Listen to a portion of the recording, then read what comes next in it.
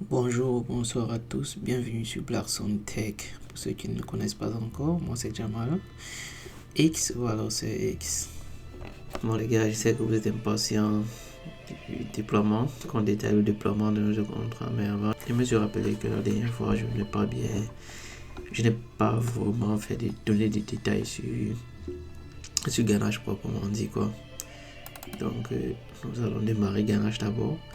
Et nous allons un peu parcourir l'interface de Ganache et voir un peu ce qu'il contient quoi.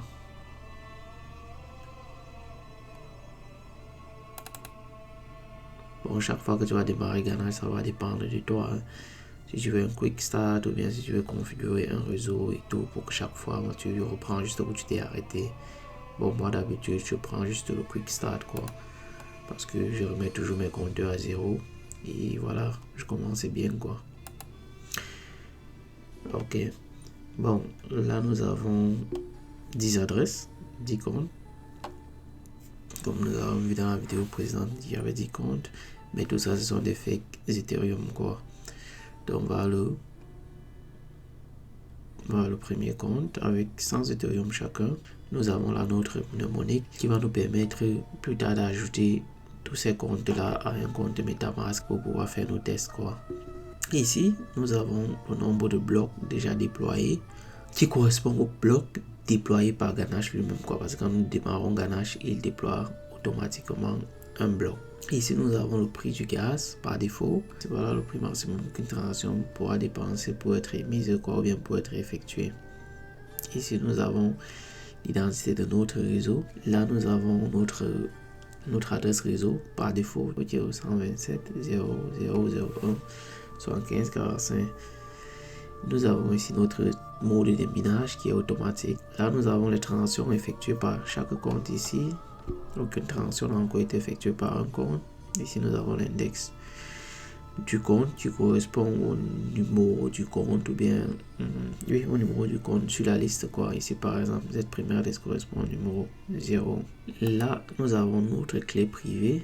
Ta clé privée c'est pour toi et c'est ça qui te permet d'ajouter ton compte ou de manager ton compte et faire des transactions avec ton compte. Donc si quelqu'un a ta clé privée, il pourra utiliser ton compte vider tes Ethereum. C'est pour ça que l'interface Ganache est très intéressant parce que là tu t'habitues déjà à l'environnement réel quoi.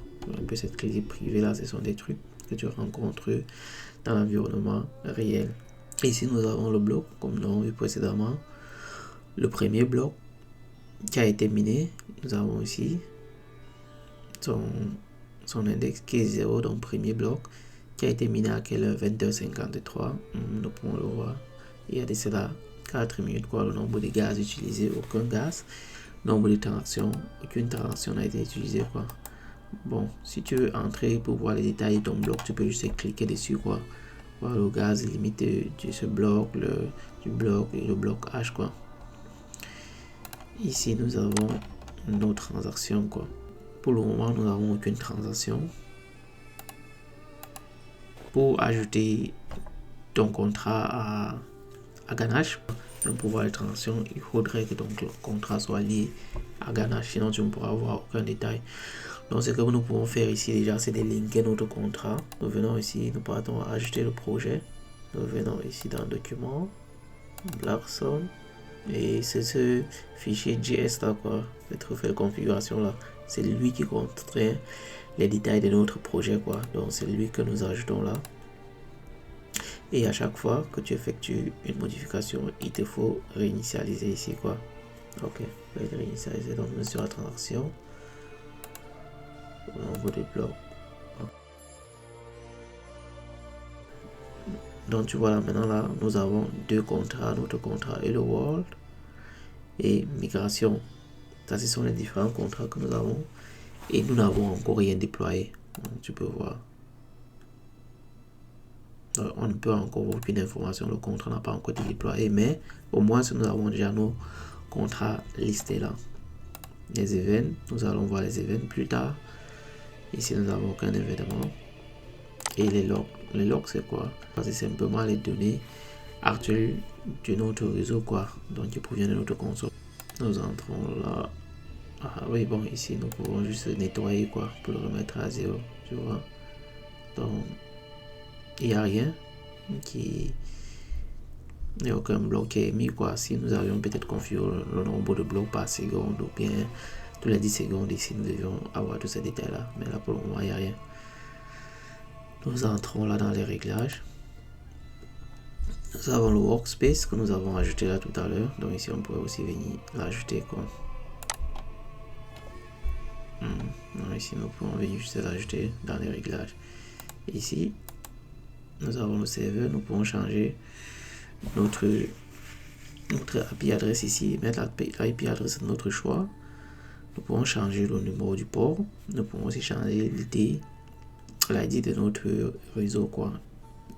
Ici à l'autominage, nous pouvons décider, ok, nous allons nous n'allons pas miner un bloc.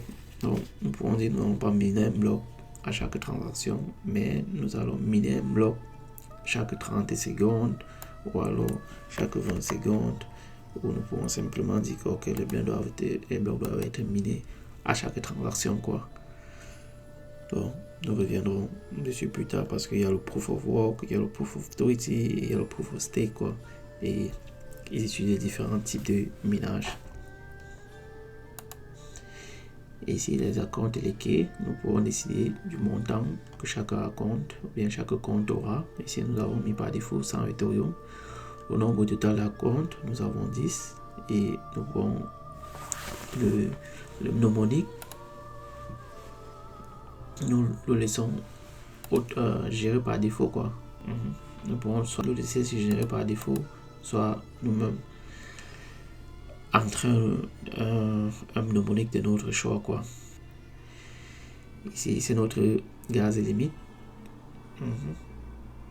Donc, le prix du gaz maximum qu'un bloc pourra utiliser pour être déployé, quoi. Donc, au prix du gaz, tous ces montants-là sont en oui. Bon, dans l'avancée, si nous allons avoir les détails de nos transactions ou bien les détails de notre réseau,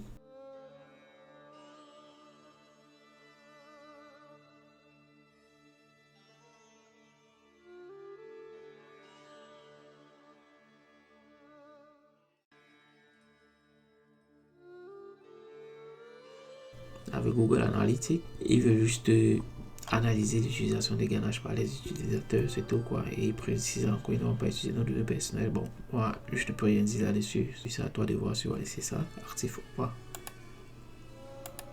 Ok. Donc, nous avons un peu fait le tour et voilà. I love you. Bon, on se retrouve dans la prochaine vidéo.